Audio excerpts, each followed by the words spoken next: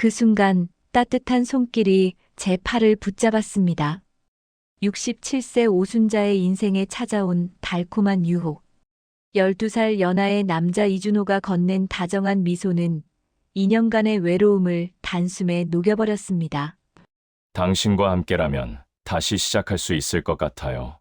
하지만 그 속삭임 뒤에 숨겨진 진실은 순자가 상상했던 것보다 훨씬 더 잔인했습니다. 남편이 남긴 1억 8천만 원. 30년 세탁소 인생의 결실. 그 모든 것이 한 남자의 거짓말 앞에서 무너져 내렸습니다. 배신, 그리고 절망. 바닥까지 떨어진 순간 그녀는 선택해야 했습니다. 이대로 무너질 것인가 아니면 다시 일어설 것인가. 67세, 인생의 황혼기에 맞닥뜨린 최악의 위기. 하지만 이것은 끝이 아니었습니다. 새로운 시작의 신호탄이었습니다. 오늘 한 번뿐인 인생에서 들려드릴 이야기는 혼자가 된다는 두려움 속에서 잘못된 선택을 했지만 결국 스스로의 힘으로 다시 일어선 한 여성의 진솔한 재기 스토리입니다.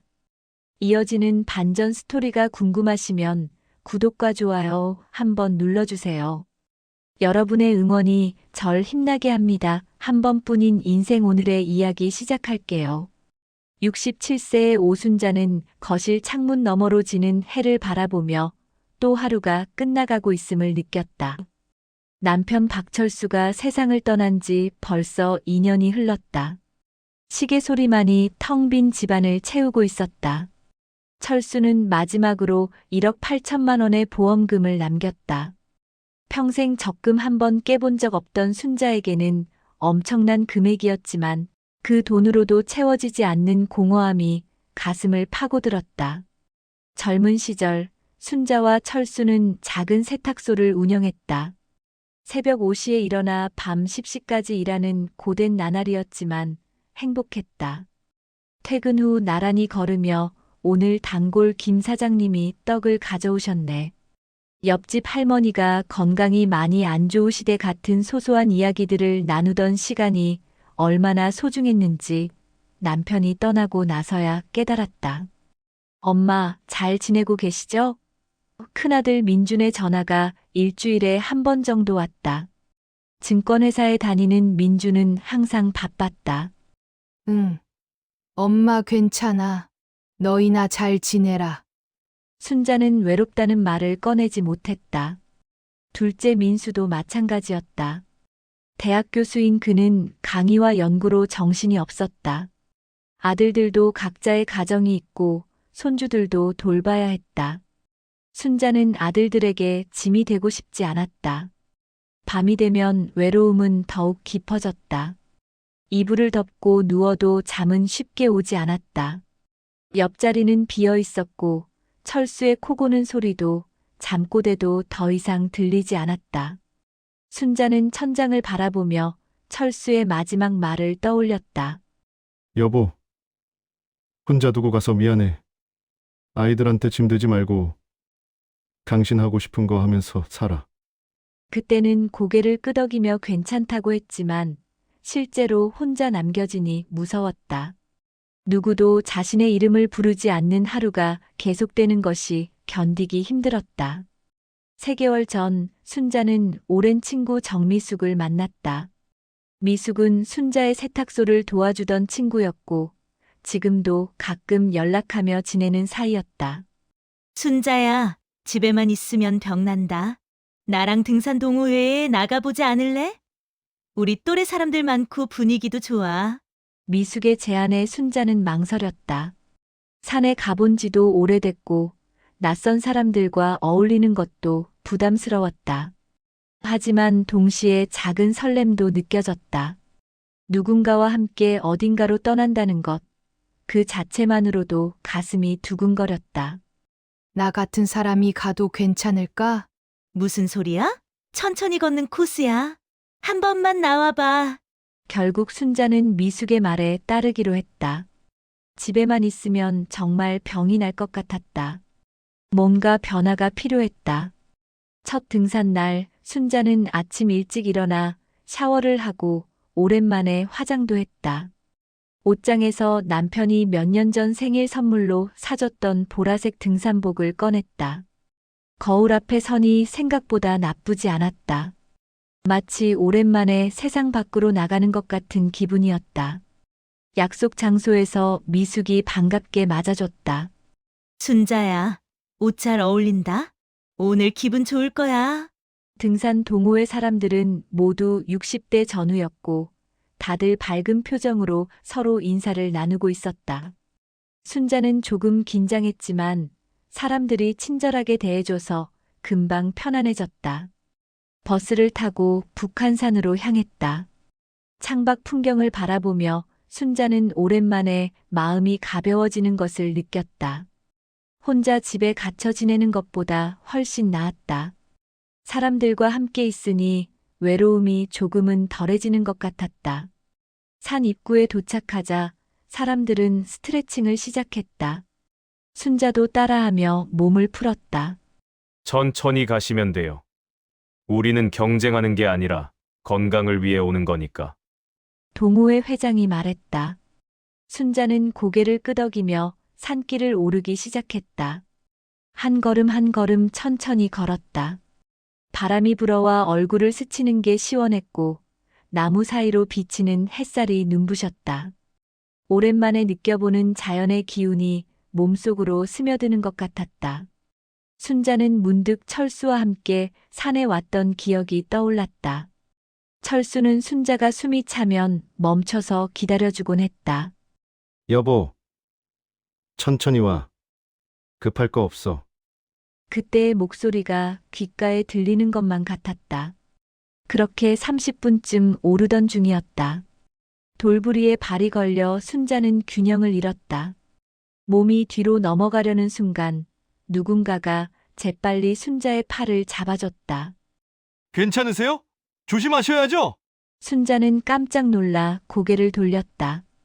50대 중반쯤 돼 보이는 남자가 걱정스러운 눈빛으로 자신을 바라보고 있었다. 네, 괜찮습니다. 감사합니다. 순자는 당황하며 대답했다. 남자의 손은 따뜻했고 목소리는 차분했다. 남편이 떠난 후로 남자의 손길을 느껴본 게 처음이었다. 가슴 한편이 묘하게 설레는 것을 느꼈다. 저는 이준호라고 합니다. 발목은 괜찮으세요? 남자가 자신을 소개했다. 순자보다 12살 어린 55세였지만 얼굴에는 나이보다 젊어 보이는 활기가 있었다. 저는 오순자예요. 덕분에 안 다쳤어요. 좀 쉬다 가시는 게 좋겠어요. 여기 앉으세요. 준호는 순자를 근처 바위로 부축해 앉혔다. 그리고 자신의 배낭에서 물병을 꺼내 건넸다. 천천히 호흡 고르시고 제가 함께 가드릴게요. 무리하시면 안 돼요. 그의 배려에 순자는 고마우면서도 어딘가 어색했다. 낯선 남자가 이렇게 자신을 챙겨주는 게 오랜만이었다. 미숙이 뒤늦게 달려왔다. 순자야, 괜찮아? 어디 다쳤어? 아니야. 이분이 도와주셔서 괜찮아. 순자는 준호를 가리키며 말했다. 미숙은 준호를 보더니 아, 준호 씨. 고마워요. 우리 순자 잘 부탁드려요. 라고 말했다. 미숙은 준호와 안면이 있는 듯 했다. 그날 이후로 준호는 순자 곁에 머물며 천천히 함께 산을 올랐다. 평소에도 등산 자주 하세요? 준호가 먼저 말을 걸었다. 아니요. 정말 오랜만이에요.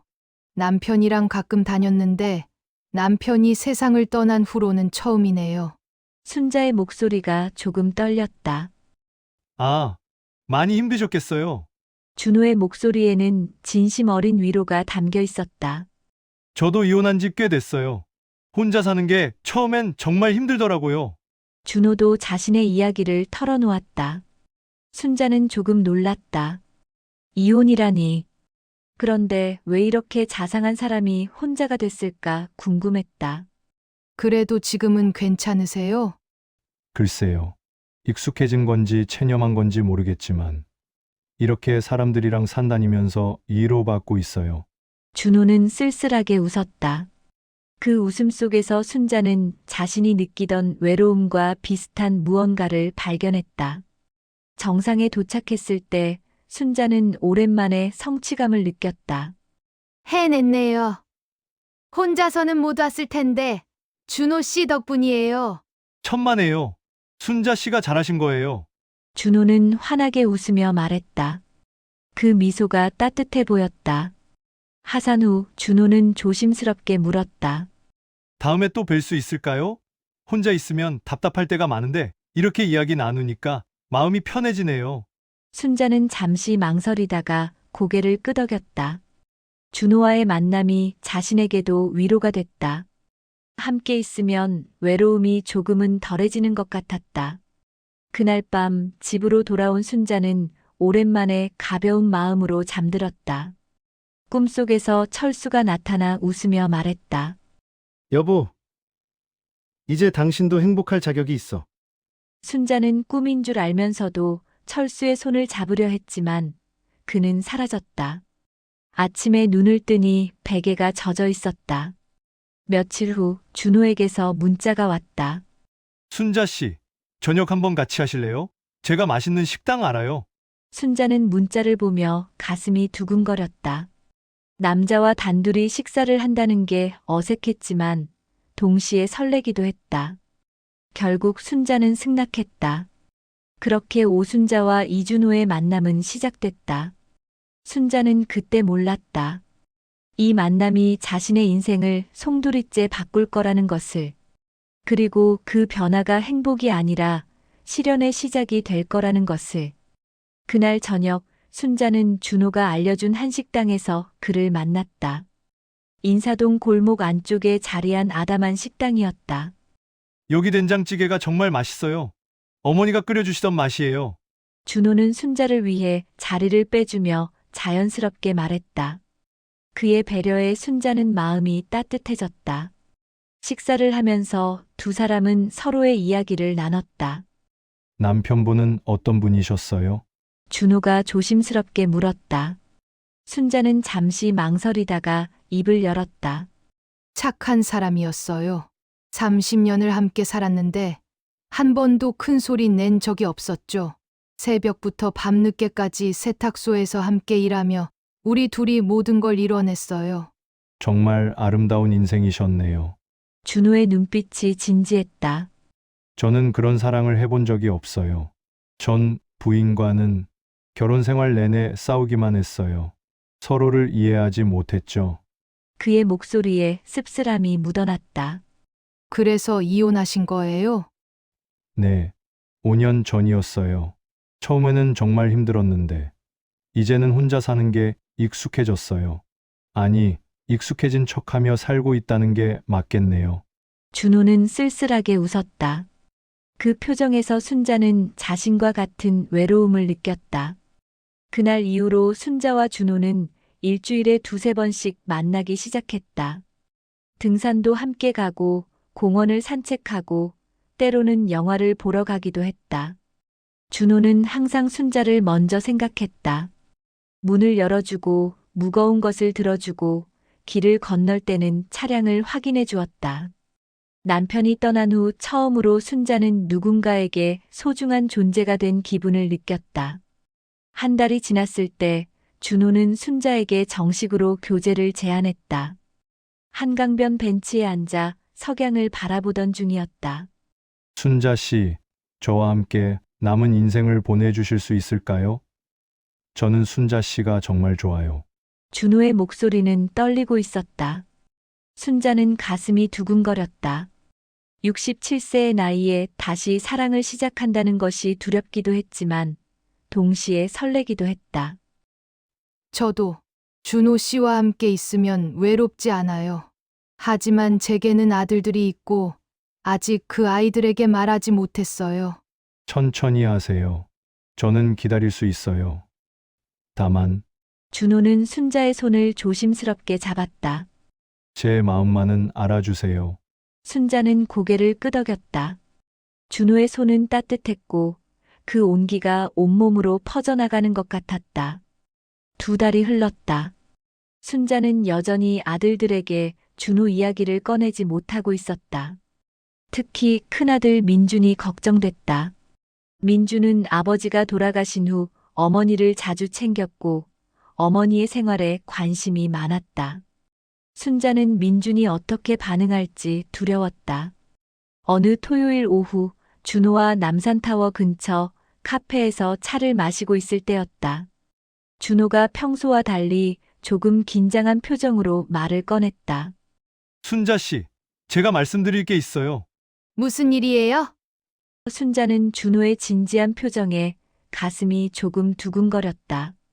혹시 프러포즈를 하려는 건 아닐까 하는 기대감이 살짝 들었다.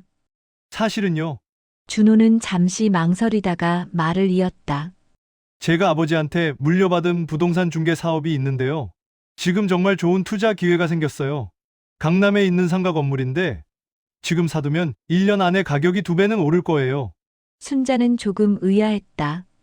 갑자기 왜 사업 이야기를 하는 걸까? 그게 저랑 무슨 상관이 있나요? 아, 아니에요. 준호는 급하게 손을 저었다. 순자 씨한테 돈을 달라는 게 절대 아니에요. 그냥 제 상황을 말씀드리고 싶어서요. 사실 지금 투자금이 조금 부족한 상황이에요. 제가 가진 돈만으로는 계약금이 좀 모자라서요. 순자는 불편한 기색을 감추지 못했다. 준호 씨, 사랑과 돈은 섞지 않는 게 좋을 것 같아요. 제가 사업에 대해서는 잘 모르고 맞아요. 순자 씨 말씀이 맞아요. 준호는 순자의 손을 잡으며 고개를 끄덕였다. 제가 괜한 말을 했네요. 미안해요. 그냥 요즘 제가 스트레스를 많이 받아서 무심코 말이 나왔어요. 잊어주세요. 괜찮아요. 이해해요. 순자는 준호의 사과를 받아들였지만 마음 한편이 조금 불편했다. 하지만 곧 그런 생각을 떨쳐냈다. 준호는 자신을 진심으로 대하는 사람이라고 믿고 싶었다. 그날 밤 집으로 돌아온 순자는 침대에 누워 생각에 잠겼다. 준호가 말한 투자 이야기가 자꾸만 머릿속을 맴돌았다. 하지만 곧 고개를 저었다. 아니야. 준호 씨는 그런 사람이 아니야. 내가 너무 예민하게 반응한 거야. 일주일 후 준호에게서 급한 전화가 왔다. 순자 씨, 지금 통화 가능하세요? 준호의 목소리가 다급했다. 네, 무슨 일이에요? 순자는 불안한 마음에 물었다. 큰일 났어요. 그 건물 계약이 깨질 것 같아요. 계약 상대방이 다른 사람이 더 높은 가격을 제시했다면서 계약을 취소하겠다고 해요. 제가 계약금을 조금만 더 올리면 확정할 수 있는데 준호의 목소리에 절박함이 묻어났다. 그럼 어떡하면 되는데요? 순자는 걱정스럽게 물었다. 5천만 원만 있으면 돼요. 은행, 대출을 알아봤는데 시간이 너무 걸린다고 하고 준호는 한숨을 쉬었다. 준호 씨, 순자는 말을 잇지 못했다. 아, 순자 씨, 제가 돈을 빌려달라는 게 아니에요. 그냥 제가 너무 답답해서 하소연한 거예요. 걱정하지 마세요. 준호는 급하게 말했다. 하지만 순자는 준호의 목소리에서 진짜 절망을 느꼈다. 그는 정말로 힘든 상황인 것 같았다. 순자는 고민에 빠졌다. 준호를 도와주고 싶었지만 동시에 조심스러운 마음도 들었다. 준호 씨, 제가 도와드릴게요. 순자는 조심스럽게 말했다. 뭐라고요? 순자 씨, 정말요? 준호의 목소리에 희망이 섞였다. 네. 5천만 원이면 되는 거죠? 제가 빌려드릴게요. 대신 한 달 안에 꼭 갚아주세요. 당연하죠. 한 달? 2주면 갚을 수 있어요. 계약만 성사되면 중도금이 바로 들어와요. 순자 씨, 정말 고마워요. 평생 이 은혜 잊지 않을게요. 준호의 목소리는 감격에 차 있었다. 전화를 끊고 나서 순자는 한참을 앉아 있었다. 5천만 원. 작은 돈이 아니었다. 하지만 준호가 어려울 때 도와주는 것이 당연하다고 생각했다. 사랑하는 사람을 돕는 것은 자연스러운 일 아닌가. 다음 날 순자는 은행에 가서 5천만 원을 인출했다. 준호를 만나 돈을 건넬 때 그는 순자의 손을 꼭 잡으며 눈물을 글썽였다. 순자 씨, 정말 고마워요. 이 은혜 평생 갚으며 살게요. 2주 후면 꼭 갚을게요. 괜찮아요. 준호 씨 사업 잘 되길 바랄게요. 순자는 준호를 믿었다.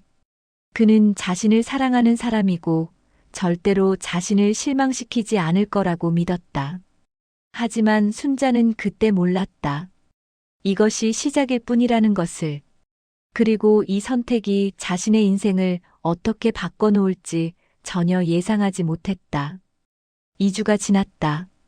준호에게서 연락이 왔다. 순자 씨, 정말 죄송해요. 계약 상대방이 등기 이전을 늦추고 있어요. 조금만 더 기다려주시면 안 될까요? 순자는 조금 불안했지만 고개를 끄덕였다. 알았어요. 조금 더 기다릴게요. 한 달이 지났다. 준호는 여전히 돈을 갚지 못했다. 순자 씨, 정말 미안해요. 상대방이 계속 미루고 있어요. 제가 독촉하고 있는데. 준호의 목소리에 피곤함이 묻어났다.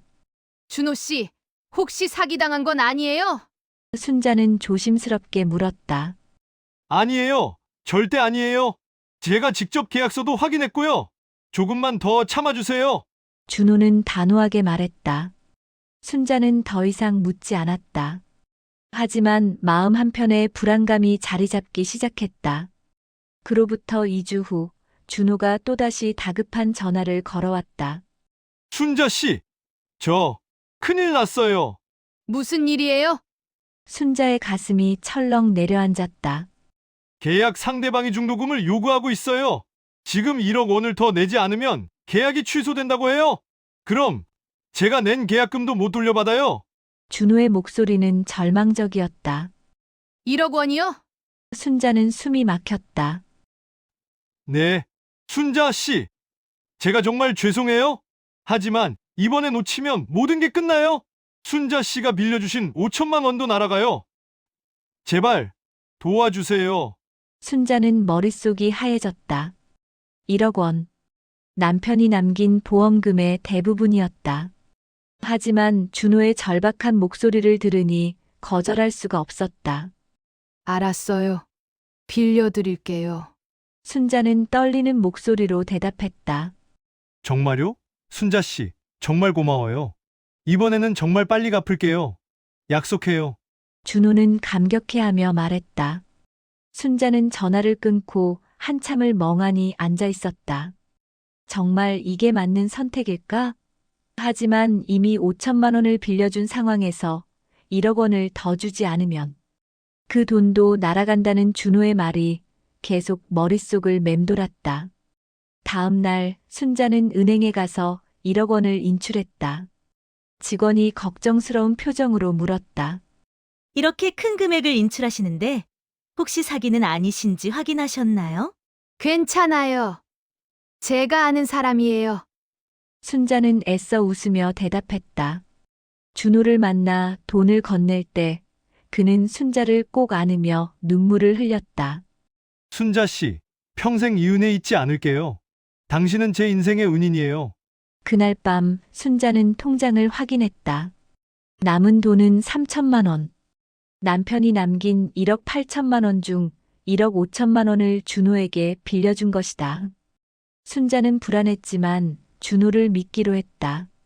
그는 자신을 사랑하는 사람이고 곧 돈을 갚을 거라고 믿었다. 하지만 순자는 몰랐다. 이것이 악몽의 시작이라는 것을. 그리고 준호가 처음부터 자신의 돈을 노리고 접근했다는 사실을 알게 되는 데는 그리 오래 걸리지 않았다. 1억 5천만 원을 빌려준 후 순자는 매일 불안한 마음으로 준호의 연락을 기다렸다. 처음 일주일은 준호가 매일 문자를 보냈다. 순자 씨, 곧 좋은 소식 있을 거예요. 조금만 더 기다려주세요. 하지만 2주가 지나자 연락 빈도가 줄어들기 시작했다. 한 달이 지났을 때 순자는 참지 못하고 준호에게 전화를 걸었다. 준호 씨, 요즘 연락이 뜸한데 괜찮으세요? 아, 순자 씨, 미안해요. 요즘 계약 문제로 너무 바빠서요. 상대방이 계속 서류를 늦게 보내서 등기 이전이 지연되고 있어요. 준호의 목소리에는 피곤함이 묻어났다. 그럼 돈은 언제쯤 돌려받을 수 있을까요? 순자는 조심스럽게 물었다. 한 달, 아니, 2달 정도면 될 것 같아요. 순자 씨, 조금만 더 참아주세요. 제가 이자라도 드릴게요. 이자는 필요 없어요. 그냥 약속한 대로 돌려주기만 하면 돼요. 순자는 한숨을 쉬었다. 전화를 끊고 나서 순자는 불안한 마음을 떨쳐낼 수 없었다. 문득 친구 미숙이 생각났다. 순자는 미숙에게 전화를 걸었다. 미수가, 나 좀 만날 수 있어? 무슨 일이야? 목소리가 안 좋은데? 미숙이 걱정스럽게 물었다. 다음 날 순자는 미숙을 만나 그동안 있었던 일들을 털어놓았다. 준호에게 1억 5천만 원을 빌려준 일, 그리고 아직 돌려받지 못한 일까지. 뭐 1억 5천. 순자야, 정신 차려. 미숙이 놀라 소리쳤다. 그 사람이 정말 부동산 사업을 하는 게 맞아? 확인은 해봤어? 준호 씨가 그렇게 말했는데, 순자는 목소리가 작아졌다. 말만 믿으면 어떡해? 사무실은 가봤어? 계약서는 확인했어? 미숙이 다그치듯 물었다. 순자는 아무 말도 하지 못했다. 사무실도 가본 적 없고 계약서도 본 적이 없었다. 그저 준호의 말만 믿었을 뿐이었다. 순자야, 내가 알아볼게. 그 사람 진짜 부동산 중개업 하는지 확인해 볼게. 미숙은 순자의 손을 꼭 잡으며 말했다. 며칠 후 미숙이 충격적인 소식을 가지고 왔다. 순자야, 큰일 났어. 준호 씨가 말한 사무실 주소로 가봤는데 거기 아무것도 없어. 텅 빈 건물이야. 그럴 리 없어. 내가 직접 가봤는데, 순자는 부정했지만 사실 그녀는 준호의 사무실에 가본 적이 없었다. 준호가 사무실이 좁고 지저분해서 보여드리기 창피해요라고 말했을 때 그냥 넘어갔던 것이다. 그리고 말이야, 미숙은 잠시 망설이다가 말을 이었다. 어제 등산 동호회에서 준호 씨 봤어. 젊은 여자랑 같이 있더라. 둘이 너무 친밀해 보였어. 순자는 가슴이 철렁 내려앉았다. 착각한 거 아니야?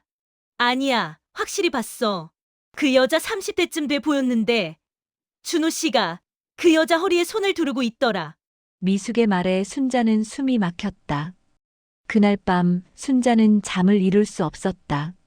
미숙의 말이 계속 머릿속을 맴돌았다. 준호가 정말 자신을 속인 것일까? 다음 날 아침 순자는 결심하고 준호에게 전화를 걸었다. 준호 씨, 저 오늘 사무실에 가봐도 될까요? 계약서도 한번 보고 싶고요. 전화 너머로 잠시 침묵이 흘렀다. 순자 씨, 지금은 좀 곤란해요. 사무실을 이전하는 중이라서요. 이전하는 중이요? 그런 말 처음 듣는데요. 순자의 목소리가 날카로워졌다. 아, 제가 말씀 안 드렸나요? 좀 더 큰 곳으로 옮기려고요. 사업이 잘 되고 있어서요. 준호는 태연하게 대답했다. 그럼 계약서라도 보내주세요. 제가 변호사한테 확인 좀 해보려고요. 순자는 단호하게 말했다. 순자 씨, 왜 이러세요? 저를 못 믿는 거예요? 준호의 목소리가 차갑게 변했다. 못 믿어서가 아니라 확인하고 싶어서 그래요. 1억 5천만 원이 작은 돈이 아니잖아요. 알았어요. 그럼 제가 직접 가져다 드릴게요. 주말에 뵙죠. 준호는 짜증스럽게 말하고는 전화를 끊었다. 주말이 됐지만 준호는 나타나지 않았다. 전화도 받지 않았다. 순자는 불안감에 휩싸였다. 그날 저녁 미숙에게서 또 다른 충격적인 소식을 들었다. 순자야, 내가 준호 씨 전 부인을 찾았어. 전 부인을? 응. 등산 동호회 사람들한테 물어봤더니 연락처를 알아냈어. 만나볼래? 미숙의 제안에 순자는 주저없이 고개를 끄덕였다. 며칠 후 순자는 미숙과 함께 준호의 전 부인 서연을 만났다. 40대 중반쯤 돼 보이는 서연은 피곤한 얼굴로 순자를 맞이했다. 안녕하세요. 제 전 남편 때문에 오셨다고 들었어요. 서연이 먼저 말을 꺼냈다. 네. 혹시 준호 씨에 대해 말씀해 주실 수 있으세요? 순자는 떨리는 목소리로 물었다. 서연은 한숨을 쉬며 말을 시작했다. 준호는 처음부터 사기꾼이었어요. 저도 당했죠. 결혼할 때는 부동산 사업을 한다고 했어요. 하지만 실제로는 도박에 빠져 있었죠. 도박이요? 순자는 믿을 수 없다는 표정을 지었다. 네. 경마장, 카지노, 불법 도박까지. 제 돈을 다 탕진했어요. 결혼 자금으로 모았던 8천만 원. 제 부모님께 빌린 5천만 원까지 모두 도박으로 날렸어요. 서연의 눈에 눈물이 고였다. 그리고 여자들도 많았어요. 결혼 생활 중에도 계속 다른 여자들을 만났죠. 주로 나이 많은 여자들이었어요. 그 여자들한테서 돈을 빌렸다가 갚지 않았어요. 순자는 숨이 막혔다. 그럼 저도 네. 아마 당신도 같은 수법으로 당한 것 같네요. 얼마 빌려주셨어요? 서연이 조심스럽게 물었다. 1억 5천만 원이요. 순자의 목소리가 떨렸다. 서연은 고개를 저었다. 그 돈 돌려받기 힘들 거예요. 준호는 돈 갚을 생각이 전혀 없어요. 저도 결국 포기했어요. 하지만 계약서도 있고 사업도 진짜라고 했는데 순자는 마지막 희망을 붙잡으려 했다. 계약서요? 서연이 쓴웃음을 지었다. 그게 진짜일 리 없어요. 준호는 서류 위조도 잘해요. 저도 그렇게 속았어요. 순자는 세상이 무너지는 것 같았다. 서연은 가방에서 사진 몇 장을 꺼냈다. 이거 보세요. 제가 준호한테 맞은 거예요. 사진 속에는 멍든 얼굴, 부러진 팔, 갈비뼈, 엑스레이가 있었다. 순자는 손이 떨렸다. 준호는 술을 마시면 폭력적으로 변해요. 처음에는 물건만 던지다가 나중에는 사람을 때려요. 저는 5년을 참다가 결국 도망치듯 이혼했어요. 서연은 떨리는 목소리로 말했다. 조심하세요, 순자 씨. 지금이라도 늦지 않았어요. 빨리 헤어지세요. 돈은 포기하는 게 나을 수도 있어요. 목숨이 더 중요하니까요. 카페를 나서면서 순자는 다리에 힘이 풀렸다. 미숙이 순자를 부축했다. 순자야, 괜찮아? 미수가 나 어떻게 순자는 눈물을 흘리며 말했다. 그날 밤 순자는 준호에게 계속 전화를 걸었지만 받지 않았다. 문자도 보냈지만 답장이 없었다. 3일이 지났고 일주일이 지났다. 준호는 완전히 연락을 끊어버렸다. 순자는 절망에 빠졌다. 남편이 남긴 마지막 선물 1억 5천만 원이 사라졌다. 그리고 자신을 사랑한다고 말했던 남자는 거짓말쟁이였다. 어느 날 저녁 순자가 집에서 울고 있을 때 현관 초인종이 울렸다. 혹시 준호일까 싶어 급히 문을 열었지만 그곳에는 낯선 남자 2명이 서 있었다. 오순자 씨 맞으시죠? 한 남자가 물었다. 네. 누구세요? 이준호 씨 아시죠? 그 양반한테 빌려준 돈 있으시죠? 남자의 목소리는 위협적이었다. 순자는 가슴이 철렁 내려앉았다. 그게 무슨 말씀이세요? 이준호가 우리한테 2억 원을 빚졌어요. 근데 당신한테서 1억 5천을 받았다면서요? 그 돈 우리한테 내야 해요. 남자가 한 걸음 다가왔다. 저는 빌려준 거예요. 빚이 아니라 순자는 떨리는 목소리로 말했다. 빌려준 거든 빚이든 상관없어요. 이준호 재산 중에서 우리가 먼저 받을 권리가 있어요. 변호사 통해서 연락드릴 테니까 각오하세요. 남자는 협박하듯 말하고는 가버렸다. 문을 닫은 순자는 그 자리에 주저앉아 울음을 터뜨렸다. 돈을 잃은 것도 억울한데 이제는 빚쟁이들한테까지 시달리게 생겼다. 더 이상 혼자 감당할 수 없었다. 순자는 떨리는 손으로 큰아들 민준에게 전화를 걸었다. 여보세요, 엄마? 민준아. 순자의 목소리가 떨렸다. 엄마! 무슨 일이세요? 우시는 거예요? 민준이 놀라 물었다. 엄마가 큰 잘못을 저질렀어. 도와줄 수 있겠니? 순자는 울먹이며 말했다. 지금 어디 계세요? 제가 바로 갈게요. 민준은 급하게 말했다. 1시간 후 민준과 동생 민수가 순자의 집에 도착했다. 두 아들 앞에서 순자는 그동안 있었던 모든 일을 털어놓았다. 준호를 만난 것, 1억 5천만 원을 빌려준 것, 그리고 그가 사기꾼이었다는 것까지. 민준의 얼굴은 점점 굳어졌고 민수는 주먹을 불끈 쥐었다. 엄마, 그 자식이 지금 어디 있어요? 민준이 이를 갈며 물었다. 모르겠어. 연락이 안 돼. 전화도 안 받고. 순자는 눈물을 흘렸다. 우리가 찾아볼게요. 그 사기꾼 반드시 찾아서 돈 받아낼게요. 민수가 분노에 찬 목소리로 말했다. 그리고 엄마, 왜 우리한테 말씀 안 하셨어요? 우리가 말렸을 텐데. 민준의 목소리에 원망이 섞여 있었다. 미안해. 엄마가 바보같이 행동했어. 미안해. 순자는 두 아들 앞에서 고개를 숙였다. 그날 밤 세 사람은 밤새도록 앉아서 대책을 논의했다. 변호사를 선임해야 한다는 것, 경찰에 신고해야 한다는 것, 그리고 준호를 반드시 찾아내야 한다는 것. 순자는 자신이 저지른 실수의 대가가 얼마나 큰지 깨달았다. 하지만 이제는 포기할 수 없었다. 남편이 남긴 마지막 선물을 되찾기 위해서라도, 그리고 다른 피해자가 생기지 않도록 하기 위해서라도 끝까지 싸워야 했다. 창밖으로 동이 트고 있었다. 긴 밤이 끝나고 새로운 하루가 시작됐다. 순자는 각오했다. 이제부터가 진짜 싸움이라는 것을. 다음 날 아침 민주는 지인을 통해 형사 전문 변호사를 소개받았다. 50대 초반의 김지혜 변호사는 차분한 목소리로 순자의 이야기를 들었다.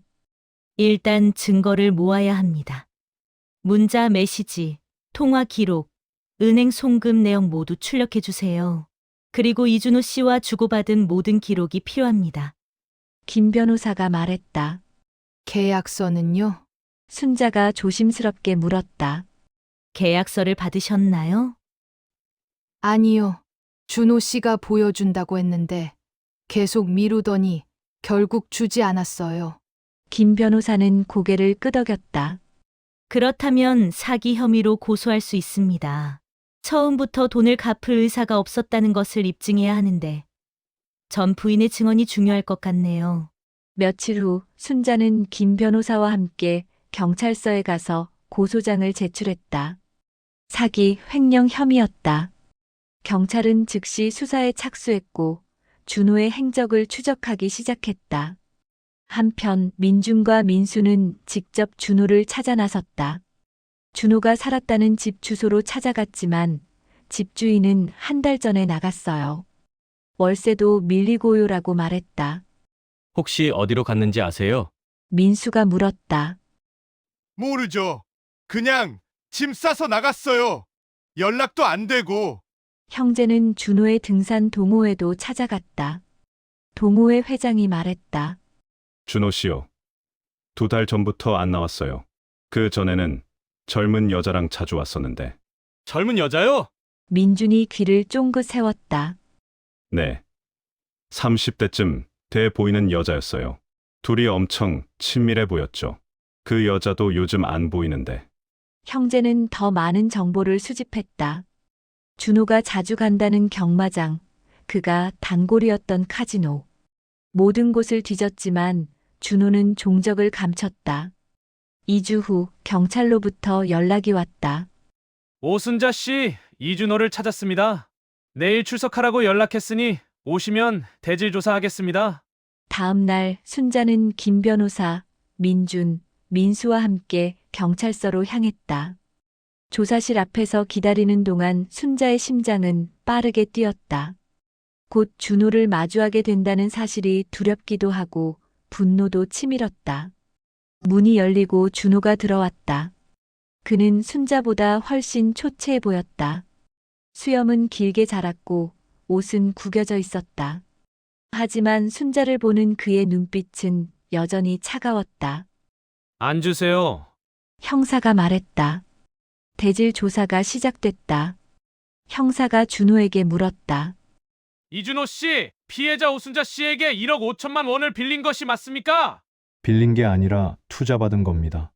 준호가 태연하게 대답했다. 투자요. 형사가 눈썹을 치켜세웠다. 네. 제가 부동산 사업을 하는데 순자 씨가 투자하겠다고 해서 받은 겁니다. 사업이 잘 안 돼서 돈을 돌려드리지 못한 것뿐이에요. 거짓말! 순자가 소리쳤다. 당신이 빌려달라고 했잖아. 2주 안에 갚겠다고 약속했잖아. 그런 약속 한 적 없습니다. 투자는 원래 위험한 거 아닙니까? 순자 씨도 그걸 알고 투자하신 거죠? 준호는 뻔뻔하게 말했다. 김 변호사가 서류를 꺼냈다. 형사님, 여기 피해자와 피해자의 문자 메시지 기록입니다. 피해자가 2주 안에 꼭 갚겠다. 이자까지 드리겠다고 명확히 밝히고 있습니다. 이것은 차용이지 투자가 아닙니다. 형사가 문자 내용을 확인하며 준호를 쳐다봤다. 준호의 얼굴이 굳어졌다. 그리고 이것은 피해자의 전 부인 서연 씨의 진술서입니다. 피해자가 결혼 생활 중에도 같은 수법으로 여러 여성들에게서 돈을 빌렸다가 갚지 않았다는 내용입니다. 그건 전 부인이 거짓말하는 거예요. 저를 미워해서. 준호가 항변했다. 그렇다면 이것은요? 김 변호사가 또 다른 서류를 꺼냈다. 피해자의 은행 거래 내역입니다. 피해자에게서 받은 1억 5천만 원이 건물 계약금으로 쓰인 것이 아니라 경마장 카지노 그리고 고급 유흥업소에서 사용됐습니다. 이것이 정상적인 사업 투자입니까? 준호는 할 말을 잃었다. 형사가 날카롭게 물었다. 이준호 씨, 처음부터 돈을 갚을 생각이 없었던 거 아닙니까? 아닙니다. 저는 준호가 말을 더듬었다. 그리고 현재 피의자는 다른 여성 3명에게서도 같은 방법으로 총 2억 5천만 원을 빌린 것으로 확인됩니다. 이 중 한 명도 돈을 돌려받지 못했습니다. 형사가 추가로 밝혔다. 순자는 충격을 받았다. 자신만 당한 게 아니었다. 준호는 여러 여성들을 상대로 같은 사기를 쳤던 것이다. 이준호 씨, 사기 및 횡령 혐의로 구속영장을 청구하겠습니다. 형사가 선언했다. 준호의 얼굴이 창백해졌다. 잠깐만요. 저는 정말 사업을 하려고 했어요. 돈을 갚을 거예요. 언제요? 형사가 차갑게 물었다. 한 달 안에. 준호는 떨리는 목소리로 대답했다. 그 말을 몇 번이나 하셨죠? 피해자들은 모두 당신의 그 말을 믿고 기다렸습니다. 그런데 당신은 도박과 유흥으로 돈을 탕진했어요. 조사가 끝나고 순자는 조사실을 나왔다. 복도에서 준호와 마주쳤다. 준호가 순자에게 다가와 애원했다. 순자 씨, 제발 고소 취하해 주세요.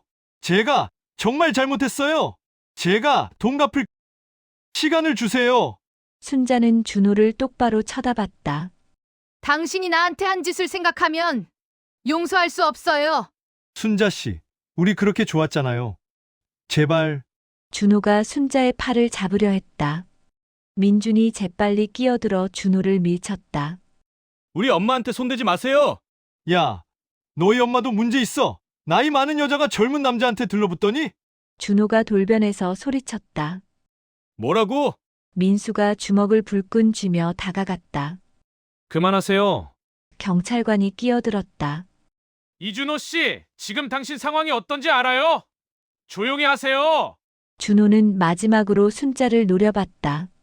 순자 씨, 후회할 거예요. 나 잡아넣으면 돈 한 푼도 못 받아요. 알아요? 돈보다 당신 같은 사람이 더 이상 다른 사람을 속이지 못하게 하는 게 더 중요해요. 순자는 단호하게 말했다. 경찰서를 나와 차에 탄 후 순자는 한참을 말없이 앉아 있었다. 민준이 조심스럽게 물었다. 엄마, 괜찮으세요? 응, 괜찮아. 순자는 고개를 끄덕였다. 하지만 눈에서는 눈물이 흘러내렸다. 며칠 후 법원에서 준호에 대한 구속영장이 발부됐다. 준호는 구치소에 수감됐다. 하지만 싸움은 여기서 끝이 아니었다. 이제 재판을 통해 유죄 판결을 받고 돈을 돌려받아야 했다. 김 변호사는 순자에게 현실적인 조언을 했다. 솔직히 말씀드리면 돈을 전액 돌려받기는 어려울 수 있습니다. 이준호 씨의 재산을 조사해봤는데 명의로 된 것이 거의 없어요. 차량 한 대와 전세 보증금 정도가 전부입니다. 그럼 제 돈은 순자의 목소리가 떨렸다. 차량과 전세 보증금을 압류하면 5천만 원 정도는 회수할 수 있을 것 같습니다. 나머지는 피해자가 형기를 마치고 나와서 돈을 벌어 갚아야 하는데 현실적으로 쉽지 않습니다. 순자는 절망했다. 1억 5천만 원 중 5천만 원밖에 돌려받지 못한다니. 남편이 평생 일해서 모은 돈, 그 소중한 돈이 대부분 사라진 것이다. 하지만 최선을 다해 보겠습니다. 다른 피해자들과 공동으로 소송을 진행하면 좀 더 유리할 수 있습니다. 김 변호사가 위로했다. 그날 밤 순자는 남편의 사진 앞에 앉았다. 여보, 미안해요. 당신이 그렇게 힘들게 모은 돈을 제가 날려버렸어요. 순자는 눈물을 흘렸다. 사진 속 남편은 여전히 따뜻하게 웃고 있었다. 순자는 그 미소를 보며 다시 한번 다짐했다. 포기하지 않겠다고. 끝까지 싸워서 정의를 찾겠다고. 다음 날 순자는 김 변호사를 통해 다른 피해자들을 만났다. 모두 3명의 여성이었고 나이는 50대에서 70대까지 다양했다. 모두 준호의 같은 수법에 속았다. 저는 6천만 원을 빌려줬어요. 한 여성이 말했다. 저는 8천만 원이요. 다른 여성이 덧붙였다. 저는 5천만 원. 세 번째 여성의 목소리는 떨렸다. 4명의 여성들은 서로의 손을 잡았다. 같은 아픔을 겪은 사람들끼리만 나눌 수 있는 공감대가 형성됐다. 우리 함께 끝까지 싸워요. 순자가 먼저 말했다. 네, 그래야죠. 저 사기꾼이 제대로 벌을 받아야 해요. 다른 여성들도 고개를 끄덕였다. 재판 날짜가 잡혔다. 첫 공판이 열리기 전날 밤 순자는 잠을 이루지 못했다. 내일 법정에서 준호를 다시 마주하게 된다. 그리고 그의 죄를 세상에 알리게 된다. 순자는 창밖을 바라봤다. 달이 밝게 떠 있었다. 남편이 살아 있었다면 어떤 조언을 해줬을까? 아마도 여보, 힘내. 당신은 잘못한 게 없어라고 말해줬을 것이다. 순자는 깊은 숨을 들이쉬었다. 내일부터 진짜 싸움이 시작된다. 하지만 이제는 두렵지 않았다. 아들들이 있고 변호사가 있고 같은 피해를 입은 동료들이 있다. 혼자가 아니었다. 준호, 당신이 우리한테 한 짓을 반드시 갚게 만들 거예요. 순자는 작게 중얼거렸다. 밤은 깊어갔지만 순자의 결심은 더욱 단단해졌다. 이제 되돌릴 수 없는 길을 왔다. 끝까지 가는 수밖에 없었다. 첫 공판날 순자는 검은색 정장을 입고 법정에 섰다. 방청석에는 민준, 민수, 미숙, 그리고 다른 피해자들이 앉아 있었다. 모두 순자를 응원하는 눈빛으로 바라봤다. 준호가 수갑을 찬 채로 입장했다. 구치소 생활로 더욱 초췌해진 그의 모습을 보며 순자는 복잡한 감정을 느꼈다. 한때 사랑한다고 생각했던 사람, 그리고 자신을 철저히 이용한 사기꾼. 재판장이 입장하고 재판이 시작됐다. 검사가 먼저 기소 내용을 낭독했다. 피고인 이준호는 2024년 6월부터 10월까지 총 4명의 피해자에게 부동산 투자를 명목으로 접근하여 총 3억 5천만 원을 편취했습니다. 피고인은 처음부터 돈을 갚을 의사가 없었으며 편취한 돈을 도박과 유흥비로 탕진했습니다. 준호의 변호사가 반박했다. 재판장님, 피고인은 실제로 부동산 사업을 하려고 했습니다. 다만 사업이 잘 안 돼서 돈을 갚지 못한 것일 뿐입니다. 하지만 검사 측에서 제시한 증거는 압도적이었다. 은행 거래 내역서에는 준호가 받은 돈이 경마장, 카지노, 고급 유흥업소에서 사용된 내역이 명확히 나와 있었다. 부동산 계약서는 애초에 존재하지 않았다. 서연이 증인으로 출석했다. 피고인은 결혼 생활 중에도 같은 수법으로 여러 여성들을 속였습니다. 저 역시 8천만 원을 사기당했고 폭력에 시달렸습니다. 서연은 떨리는 목소리로 증언했다. 준호는 고개를 숙이고 아무 말도 하지 못했다. 증거와 증언이 쌓일수록 그의 범죄는 명백해졌다. 순자도 증인석에 섰다. 저는 남편을 잃고 외로웠습니다. 그 외로움을 피고인이 이용했습니다. 남편이 평생 일해서 모은 돈, 저를 위해 남겨둔 마지막 선물을 피고인은 한순간에 가져갔습니다. 순자의 목소리는 떨렸지만 단호했다. 피고인이 처벌받기를 원하는 이유는 제 돈을 돌려받기 위해서만은 아닙니다. 더 이상 저 같은 피해자가 나오지 않기를 바라기 때문입니다. 순자는 재판장을 똑바로 쳐다보며 말했다. 방청석에서 박수 소리가 들렸다. 재판장이 조용히 하라고 했지만 사람들의 지지는 분명했다. 재판은 석 달 동안 계속됐다. 그 사이 순자는 김 변호사와 함께 준호의 재산을 추적했다. 준호 명의로 된 외제 차량과 전세 보증금을 가압류했다. 또한 준호가 도박으로 빚진 돈을 갚기 위해 숨겨둔 예금 계좌도 찾아냈다. 마침내 선고 공판일이 왔다. 재판장이 판결문을 읽기 시작했다. 피고인 이준호는 처음부터 피해자들을 기만할 의도로 접근했으며 편취한 금액을 사적으로 탕진했습니다. 이는 명백한 사기 범죄이며 여러 명의 피해자를 양산한 점을 고려하여 무겁게 처벌하고자 합니다. 피고인 이준호에게 징역 3년을 선고합니다. 또한 피해자들에게 편취, 금액 전액과 위자료를 배상하라 명합니다. 방청석에서 환호성이 터져나왔다. 순자는 눈물을 흘렸다. 민준과 민수가 어머니를 껴안았다.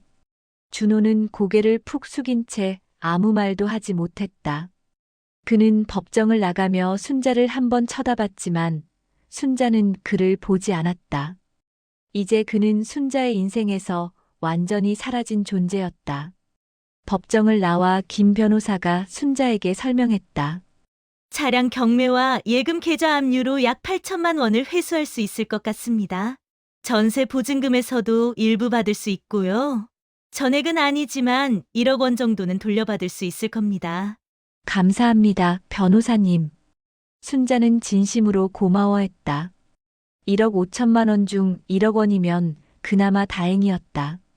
적어도 남편이 남긴 돈의 절반 이상은 지킬 수 있었다. 하지만 순자의 싸움은 여기서 끝나지 않았다. 그녀는 다른 피해자들과 함께 황혼 사기 피해자 모임을 만들었다. 비슷한 피해를 입은 노년층을 돕기 위한 자조 모임이었다.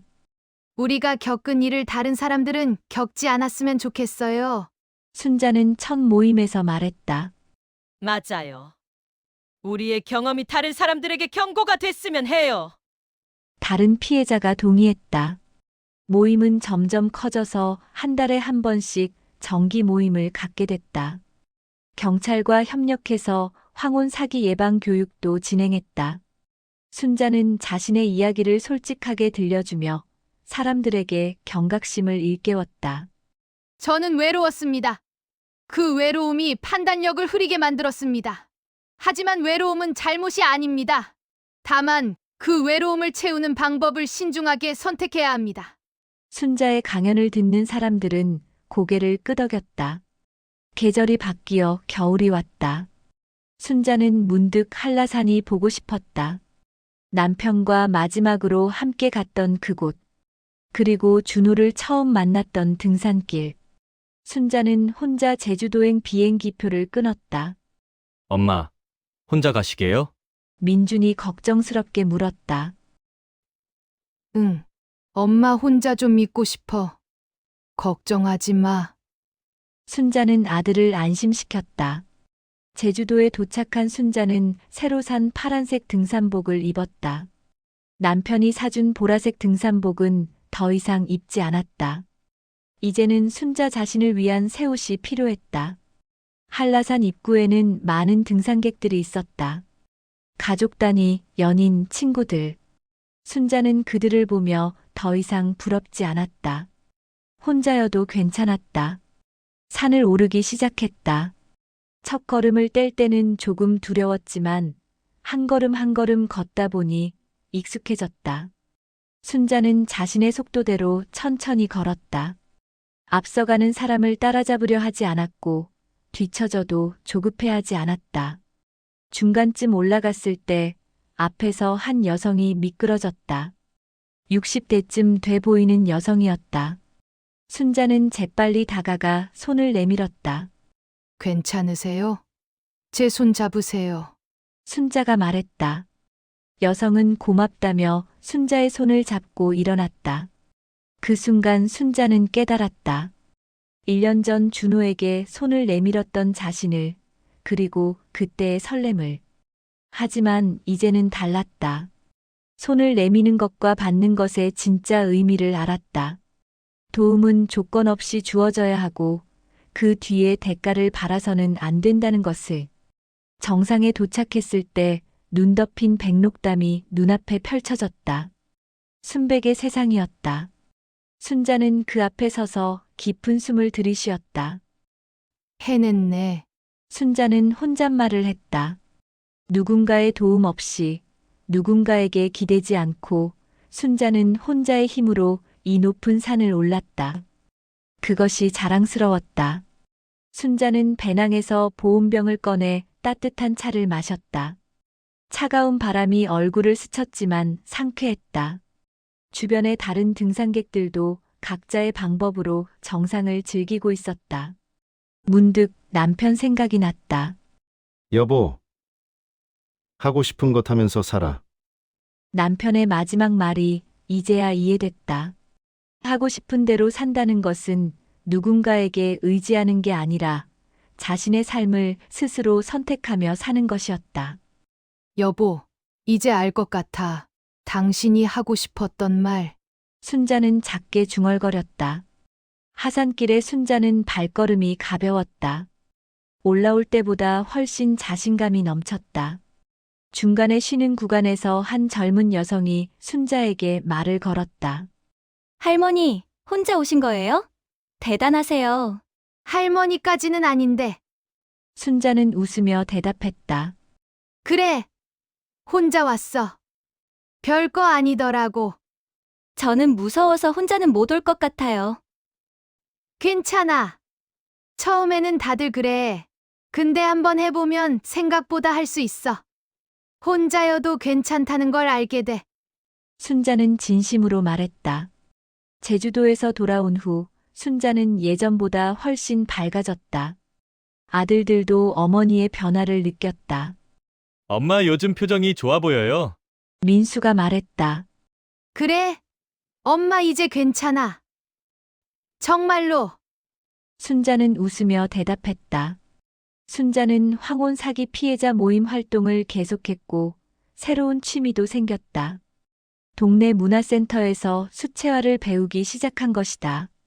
처음에는 서툴렀지만 점점 실력이 늘었다. 이거 정말 재밌네. 순자는 그림을 그리며 혼잣말을 했다. 캔버스 위에 색을 칠하는 것만으로도 마음이 평화로워졌다. 어느 봄날 순자는 미숙과 함께 등산 동호회에 다시 나갔다. 1년 만이었다. 사람들은 순자를 반갑게 맞아줬다. 순자 씨, 오랜만이에요. 어떻게 지내셨어요? 동호회 회장이 물었다. 잘 지냈어요. 이제 정말 괜찮아요. 순자는 환하게 웃었다. 산을 오르며 순자는 1년 전을 떠올렸다. 이곳에서 준호를 만났고 그 만남이 악몽의 시작이었다. 하지만 동시에 그 악몽을 통해 순자는 더 강해졌다. 정상에 도착해서 사람들과 함께 도시락을 먹으며 순자는 생각했다. 인생은 예측할 수 없다. 좋은 일도 나쁜 일도 갑자기 찾아온다. 중요한 것은 그 일들을 어떻게 받아들이고 어떻게 극복하느냐였다.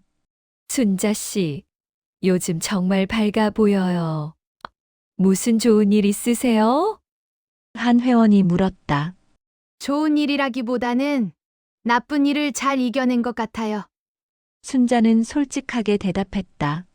힘든 일이 있으셨어요? 네. 하지만 이제 다 지나갔어요. 그 일을 통해 배운 게 많아요. 순자는 담담하게 말했다. 계절이 또다시 바뀌어 순자의 68번째 생일이 다가왔다. 민준과 민수가 가족들을 데리고 왔다. 손주들도 함께였다. 할머니, 생일 축하해요. 손주들이 케이크를 들고 노래를 불렀다. 순자는 촛불을 바라보며 소원을 빌었다. 건강하게, 행복하게, 나답게 살 수 있기를. 그리고 촛불을 불어 껐다. 엄마, 소원 뭐 빌었어요?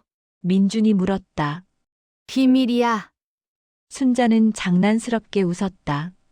저녁 식사를 마치고 가족들이 돌아간 후 순자는 혼자 거실에 앉아 창밖을 바라봤다. 별이 반짝이는 밤하늘이었다. 1년 전 이맘때 순자는 절망 속에 있었다. 사기를 당하고 돈을 잃고 자존심도 잃었다. 하지만 지금은 달랐다. 돈의 일부는 돌려받았고 더 중요한 것을 얻었다.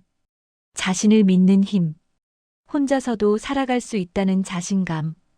그리고 다시 일어설 수 있는 용기. 순자는 서랍에서 일기장을 꺼냈다. 최근에 쓰기 시작한 일기였다. 오늘 있었던 일들을 적으며 순자는 마지막 문장을 썼다. 67세에 인생 최악의 일을 겪었지만 68세에는 인생에서 가장 강한 내가 됐다. 나이는 숫자일 뿐이다. 진짜 중요한 것은 어떤 상황에서도 다시 일어서는 용기다. 일기장을 덮으며 순자는 미소 지었다. 내일 아침에는 또 어떤 일이 기다리고 있을까? 두렵지 않았다. 무엇이 오든 순자는 이겨낼 수 있었다. 창밖으로 별똥별이 떨어졌다. 순자는 눈을 감고 다시 한번 소원을 빌었다. 나와 같은 아픔을 겪는 사람들이 더 이상 없기를. 그리고 모든 사람들이 자신의 인생을 당당하게 살아갈 수 있기를. 순자의 이야기는 여기서 끝이 아니다. 이것은 새로운 시작이다. 68세, 순자의 인생 2막이 이제 시작되는 것이다. 여러분, 오순자 씨의 이야기를 끝까지 들어주셔서 진심으로 감사합니다. 67세, 그녀에게는 너무 늦은 나이였을까요? 아닙니다. 다시 시작하기에 늦은 나이는 없습니다. 기억하세요. 외로움은 잘못이 아니지만 채우는 방법은 신중해야 합니다. 돈과 사랑은 절대 섞지 마세요. 넘어져도 괜찮습니다. 중요한 것은 다시 일어서는 용기입니다. 혹시 비슷한 상황에 계신 분이 있다면 부디 용기를 내세요. 경찰에 신고하세요. 가족에게 말하세요. 당신은 혼자가 아닙니다. 순자 씨는 지금도 서울 어딘가에서 활기차게 살아가고 있습니다. 스스로의 힘으로 서 있습니다. 그리고 그녀는 행복합니다. 이 이야기가 도움이 되셨다면 좋아요와 구독 부탁드립니다. 한 번뿐인 인생 채널에서 더 많은 진짜 인생 이야기를 만나보세요. 당신의 인생은 아직 끝나지 않았습니다. 가장 아름다운 장면은 지금부터 시작될 수 있습니다. 여기까지 한 번뿐인 인생이었습니다. 다음 이야기에서 또 만나요. 여러분 모두 건강하시고 행복하세요. 한 번뿐인 인생, 당당하게 살아갑시다.